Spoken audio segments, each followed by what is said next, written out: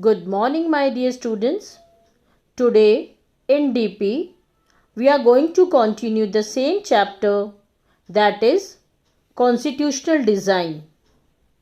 Children, in our yesterday's class, we have already started the making of Indian Constitution, and in that we have studied about the path to Constitution.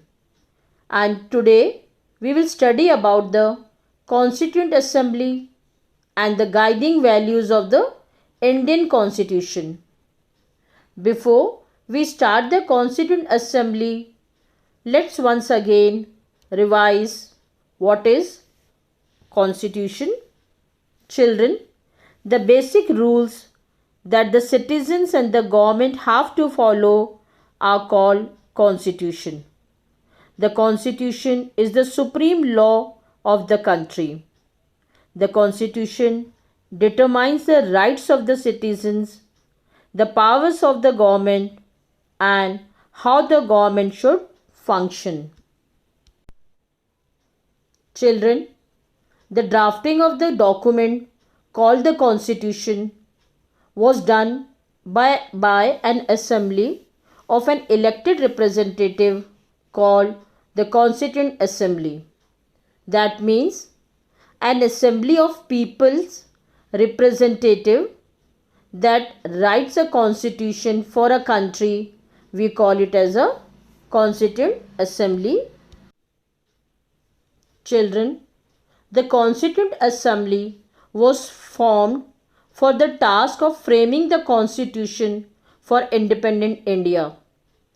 Elections to the Constituent Assembly was held in July 1946. Its first meeting was held in December 1946.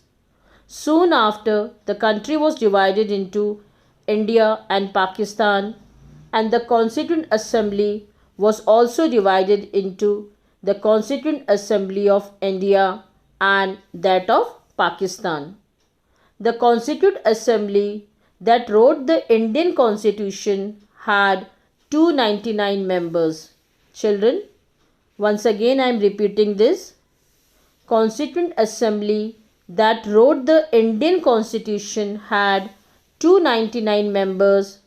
The Assembly adopted the Constitution on 26 November 1949. Children, remember this. The Constituent Assembly adopted the Constitution on 26 November 1949, but it came into effect on 26 January 1950. To mark this day, we celebrate 26 January as Republic Day every year. Now children, why should we accept the Constitution made by this assembly more than 17 years ago? The first reason is the Constitution does not reflect the views of its members alone. It expresses a broad consensus of its time. Many countries of the world have had to rewrite their constitution afresh because the basic rules were not accepted to all the major social groups or political parties.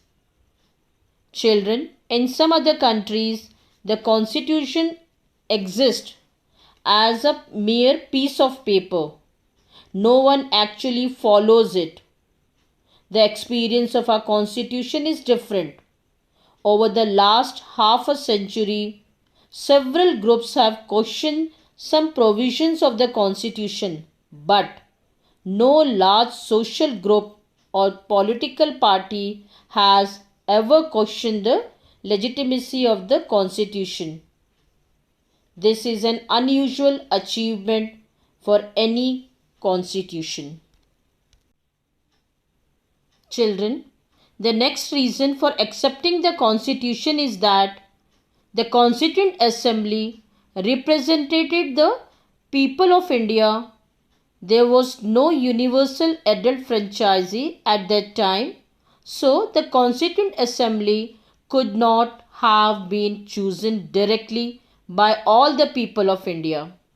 It was elected mainly by the member of existing provisional legislature.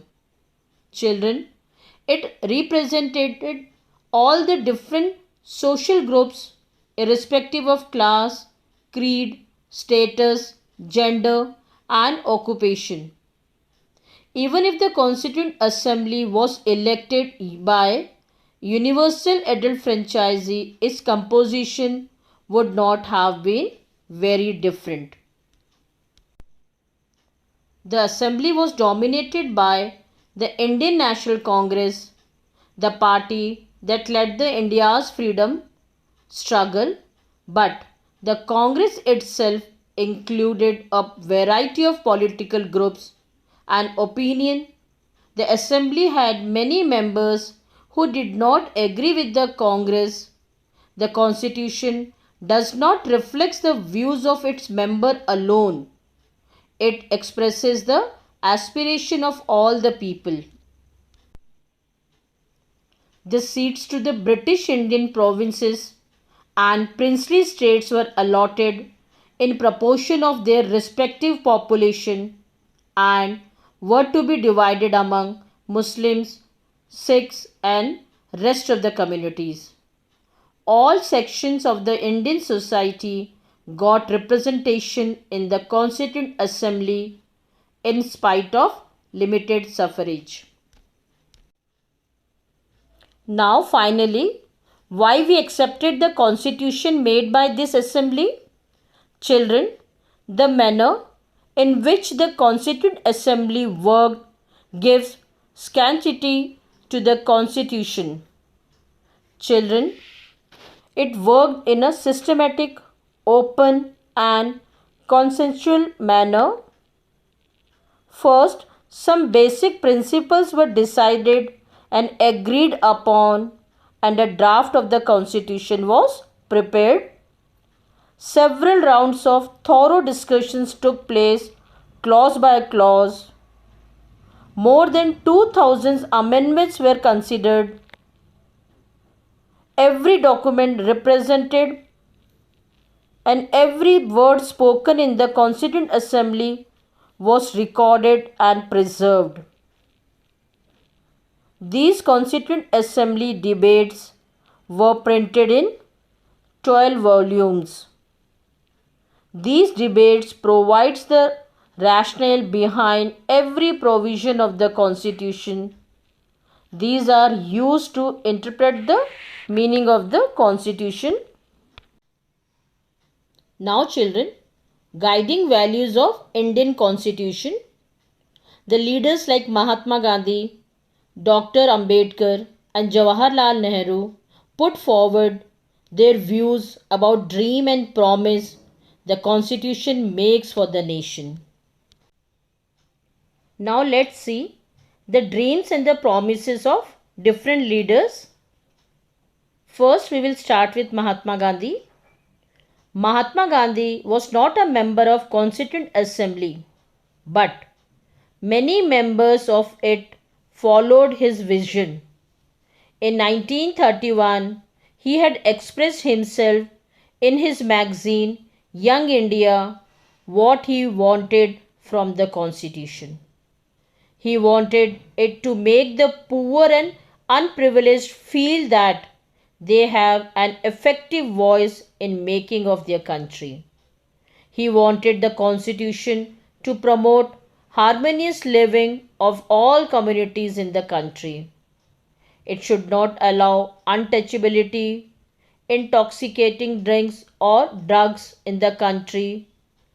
It should give equality to women with men. Dr. B.R. Ambedkar. Dr. B.R. Ambedkar, the chairman of drafting committee of the Constitution, wanted political and social and economic equality for all. He feared that if we deny equality in social and economic life for long, democracy will be in a great danger. Jawaharlal Nehru. Jawaharlal Nehru wanted equality of opportunity to all, end of poverty and ignorance, and control of diseases. He wanted all responsible persons to dictate themselves to the service of the society. That's all for today. Thank you and have a nice day.